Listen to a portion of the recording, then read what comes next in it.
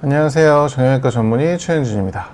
오늘처럼 이렇게 날이 조금 흐리고 이런 날 특히나 무릎 관절염 있으신 분들이 무릎 통증이나 이런 걸 되게 많이 말씀하시고 병원에 많이들 찾아오시는데요.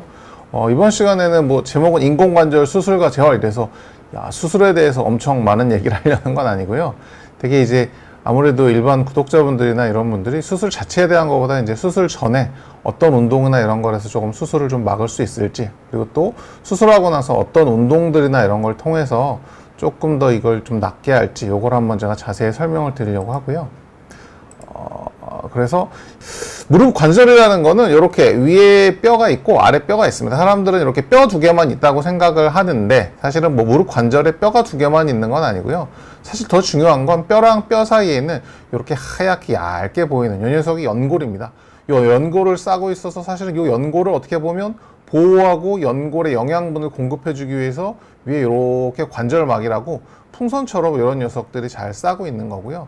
결국 문제가 생기는 거는 이 연골에 좀 손상이 생기면서 이 관절 안에 염증이 생겨서 관절염이 진행된다고 생각하시면 될 것 같습니다. 사실 병원 가시면 이렇게 엑스레이들 많이 찍어 보시죠. 아마 여기에 관심 있어서 오늘 무릎 관절염, 무릎 인공관절 이런 게 관심 있어서 들어오신 분이라면 아마 한 번쯤은 다 엑스레이를 찍어보지 않으셨을까 그런 생각이 들고요. 엑스레이 의사 선생님들이 요즘 많이 보여주시죠. 옛날에는 의사 선생님들이 그냥 뭐 엑스레이 보고 어떻습니다 이렇게 말만 해주시지만, 요즘은 뭐 다들 환자분들 이렇게 사진 보면서 같이 얘기하는 시스템이 잘 돼 있어서 나중에 엑스레이 한번 찍어 보셨을 때 위에 뼈, 큰 뼈랑 아래 뼈, 두 개 뼈 사이에 이렇게 공간이 얌전하게 좀 있으면 내 무릎이 그래도 아직 쓸만하구나, 그래서 정상 무릎 상태라고 보시면 될 것 같습니다. 그래서 관절염이라는 게 결국에는 이렇게 여러 가지, 관절염 하면 그냥 퇴행성 우리가 관절염이라고 알고 있는 게 가장 흔한 거고, 그 이외에도 뭐 류마티스 관절염이나 다른 관절염들도 있는데, 흔하게는 이 퇴행성 관절염 우리가 가장 많이 얘기를 하는 거고요. 이 퇴행성 관절염에 대해서도 이게 그냥 나이가 들어서 많이 써서 생기는 관절염이 1차성이고, 2차성은 뭐 젊으셨을 때 뭐 다쳤다든지 아니면 뭐 염증이 생겼다든지 이래서 생기는 게 2차성 관절염이라고 얘기할 수 있습니다. 뭐 흔하게 이게 정의를 해보면 관절 이 퇴행성, 연골이 퇴행성 변화를 일으켜서 통증, 부종, 변형이 생기는 질환이라고 생각하시면 될 것 같고요. 그래서 아까 그 간단하게 모식도 같은 걸 드렸지만 1단계, 2단계, 3단계 이렇게 넘어갈 것 같습니다. 그래서 1단계는 연골만 그냥 조금 상해서 이렇게 통증이 좀 생긴다고 그러면, 연골이 좀 많이 상하게 되면 좀 붓기도 좀 생기면서 주변에 관절막이나 이런 데 손상이 좀 생기는 거고요. 좀 심해지게 되면 이렇게 뼈까지 좀 변형이 올 수 있으니까 그렇게 1단계, 2단계, 3단계 정도로 보시면 될 것 같습니다. 그래서 퇴행성 관절염의 원인은 굉장히 많습니다. 이게 원인이 뭐 이런저런 원인이 굉장히 많고, 이게 원인이 많다라는 건 아직은 명확하게 밝혀진 건 없는데, 가장 흔한 건 많이 써서 이게 생각되는 게 제일 많고요. 그 다음에 또 하나는 이게 뭐 운동이나 이런 거를 많이 해서 그런 경우가 있고, 또 요즘은 비만이나 과체중 같은 것들이 많이 생겨서 연골에 과도하게 부담이 되면서 이렇게 문제가 생기는 경우도 있습니다.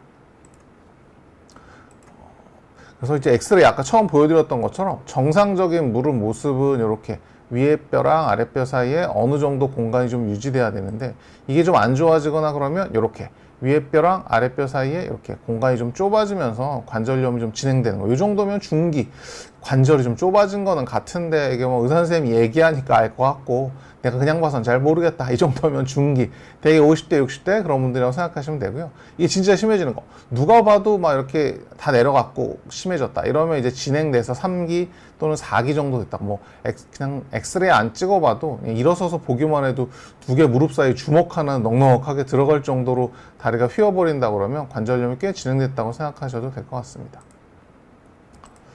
그래서 요거는 이제 실제로 제가 말만 이렇게 드리는 게 아니라 내시경으로 실제로 이제 무릎 안에를 이렇게 들어가서 봤을 때 이게 연골이 도대체 어떻게 생기고 얼마나 상하는 건지 보여드리면, 요거는 초기일 때 이렇게 그냥 조금 상하는 정도. 근데 연골이 더 상하고 많이 상하면 이런 식으로 연골이 많이 벗겨져 버리는 거고, 얼핏 사진에서 보이지만 이렇게 하얀색 연골, 이거는 뭐 한 3mm에서 5mm 정도밖에 안 되고, 그 아래는 딱딱한 이런 뼈가 있습니다. 이 뼈가 드러나기 시작하면 관절염이 꽤 진행을 한 거라고 보시면 될 것 같습니다.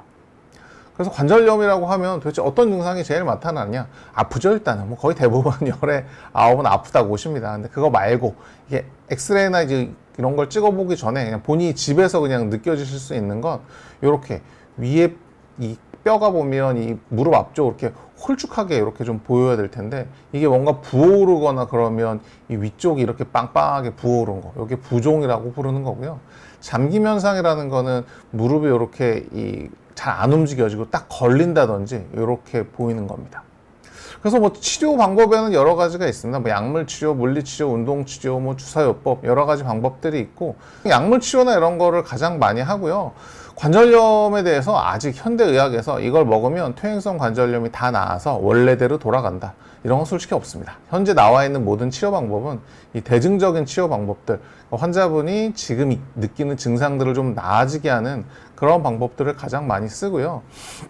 그래서 뭐 환자분들 제가 요즘 많이 물어보시는 게 막 무슨 붉은 홍합인가? 그거랑 글루코사민이랑 뭐 하여튼 여러 가지들 들고 오셔서 저한테 많이 물어보세요. 이거 좀 먹어도 되는지, 이거 좀 괜찮은 건지 많이 물어보시는데 솔직한 얘기로 이 의학적으로 아직 아까도 말씀드렸지만 의학적으로도 관절염을 다시 되돌릴 수 있거나 이런 약은 없습니다. 그렇기 때문에 지금 말씀해 주시는 그런 일반적으로 의사 선생님이 처방하신 게 아니라 본인들이 어디선가 받아오시던지 약국 가 사오시던지 이런 녀석들은 대부분은 그냥 이게 영양제 먹으면 좋아질 수는 있긴 하지만 이게 뭐 아예 질환 자체를 낫게 한다거나 이런 의학적 근거는 없는, 그러니까 뭐 어떻게 보면 영양제 정도라고 생각하시는 게 마음이 편하실 것 같습니다. 그래서 이제 운동이나 이런 거를 저는 많이 권해드리긴 하고요.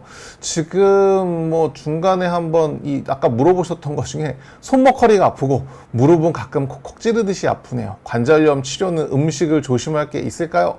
이걸 물어보시는데 글쎄요, 이게 음식이 뭐 어떤 분들은 도간이나 이런 걸 먹으면 연골에 좋지 않나 뭐 이런 얘기도 하시고 실제로 뭐 저희가 처방하는 약들 중에 이 한약재제, 우술이나 이런 게 들어가 있는데 그걸 추출해가지고 뭐 이 소 관절이나 이런 데 뭐 좋은 거를 넣어서 뭐 만드는, 근데 아직은 의학적으로 막 명확하게 나와 있거나 그런 그런 건 없고요. 차라리 음식을 많이 드시는 것보다는 이게 뒤에 나오겠지만 비만도나 이런 게 올라갈수록 관절염이 아무래도 심해지는 걸로 되어 있기 때문에 체중 조절하시는 게 좋고 음식 자체가 이걸 먹어가지고 막 좋아진다, 뭐 더 이걸 먹으면 나빠진다, 그런 건 의학적으로 없는 것 같습니다. 그래서 다음에 이렇게 운동 치료하는 거, 요걸 제가 간단하게 말씀드리면 이게 제가 요거를 항상 환자분들 오시면 사실 뭐 관절염이라는 게 모든 환자분들을 다 수술하고 뭐 약을 꼭 먹어야 되고 이런 건 아닙니다. 초기 치료나 이런 거는 사실은 이런 운동 치료만 해도 관절 이 가동 범위가 좀 드러나고 무릎 주변을 쌓는 근육량이 늘어나기만 해도 무릎이 훨씬 더 편해질 수 있기 때문에 아까 물어보셨던 그런 음식을 드시거나 음식을 피하거나 그거보다는 차라리 뭐 드시고 싶은 거 드시고 요 운동하시는 게 훨씬 도움이 될 것 같고요. 특히나 앉아서 이렇게 무릎을 구부렸다 폈다 하면서 무릎 위쪽에 있는 근육이나 이런 것도 좀 좋아지게 했으면 좋겠고요. 그래서 이제 환자분들이 제가 이런 운동 하십시오 이렇게 말씀을 드리면 어떤 운동이 좋냐고 많이 물어보세요. 제가 그 물어보는 걸 여기다 쭉 적어서 항상 이렇게 말씀을 드리는데요. 이 좋은 운동은 이 산책하는 거, 하루에 30분 뭐 내 무릎이 아픈데 전혀 걸으면 안 되나요? 이렇게 물어보시는데 전혀 안 걷는 건 오히려 좋지 않습니다. 그렇게 되면 오히려 관절 영양이나 이런 게 돌지 않고 근육도 말라버리기 때문에 좋지 않고 수영, 자전거 타기, 이게 사실은 무릎의 가장 이상적인 운동이라고 보는데 수영은 사실은 이 뭐 찾아가서 이 접근성이나 이런 게 떨어질 수도 있고 격하게 하는 것보다는 물속에서 걷는 게 좋은데 그렇게 우리나라 수영장이 엄청 많아서 여유 있게 걸을 수 있을 만한 데가 없다라고 하면 저는 자전거 타기를 추천하는데 밖에 나가서 힘들게 타시라는 건 아니고요. 시원한 실내에서 고정식 자전거를 타는 게 무릎에 생각보다 꽤 괜찮습니다. 그리고 걷는 거 좋아하시는 분들은 30분에서 1시간 정도 걷는 거는 괜찮은데요. 장시간 오래 걷는 것보다는 그래도 한 30분 걸었으면 5분 정도 쉬어주고 이렇게 하는 게 좋을 것 같고요.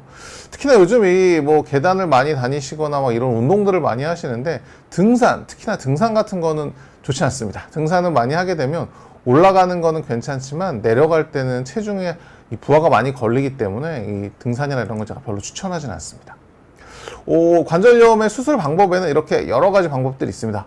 이거를 다 얘기할 수는 없고 이런 방법들 중에서 제가 오늘 인공관절 전치환술에 대해서만 간단히 얘기를 해드리고 인공관절 하고 나서 이 재활이나 이런 걸 어떻게 하는 게 중요한지 이런 점에 대해서 제가 말씀을 드릴 건데요.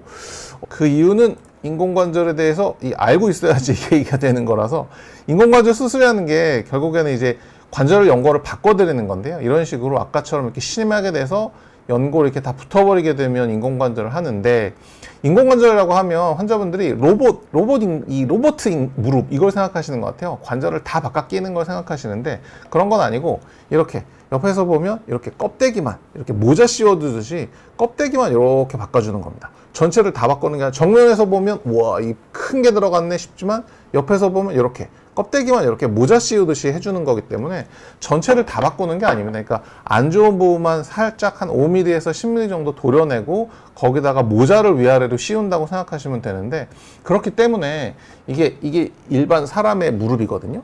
무릎이면 아까 이 그림에 이 인공관절 보여드렸지만 위에랑 아래만 이렇게 씌우는 거예요. 그러면 대개는 이 앞쪽에 이 슬개골은 이것도 치환을 해야 된다 안 해야 된다 얘기는 있지만 안 하시는 분들도 있고 하시는 분들도 있는데, 이 녀석을 치환을 했든 안 했든 이 녀석이 여기 앞쪽에 있는 기계랑 닿으면서 소리가 날 수 있어요.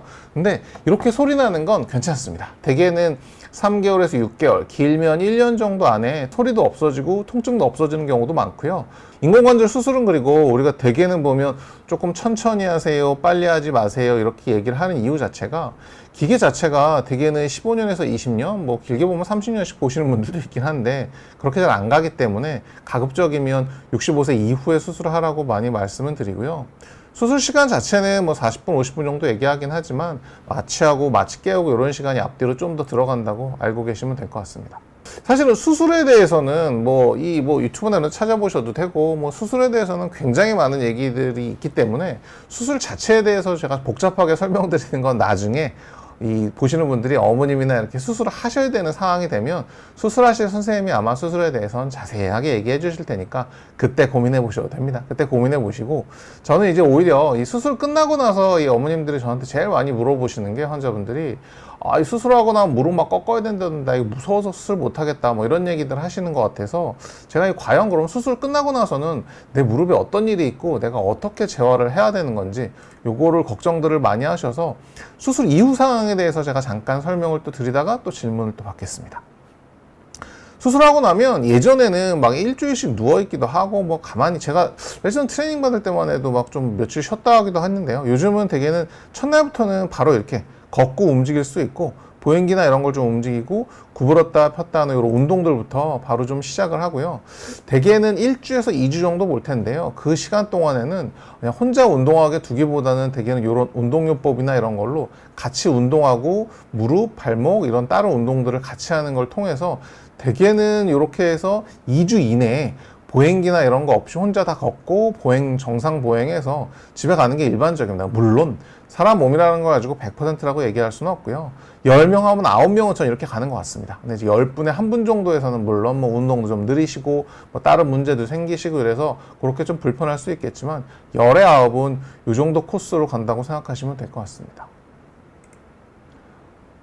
그래서 이제 재활에 대해서 제가 또 잠깐 이 환자분들한테 제가 가끔 보여드리는 영상인데, 수술하시고 나서 지금 수술하신 분이 혹시 보신다면 이렇게 걸어 다니시는 분들 이러시면 안 됩니다. 이렇게 걸으시면 위에 있는 대퇴사두근이나 이런 게 말라버리기 때문에 수술하고 나서 이렇게 걸으시는 분들이 생각보다 많습니다. 그래서 저는 아예 의식적으로 수술 끝나고 나서 병원에 계시는 동안은 이렇게 무슨 이 제복 군인들 걷는 것처럼 이렇게 번쩍번쩍 들어올리는 운동을 꼭 하시라고 설명을 드리는데요.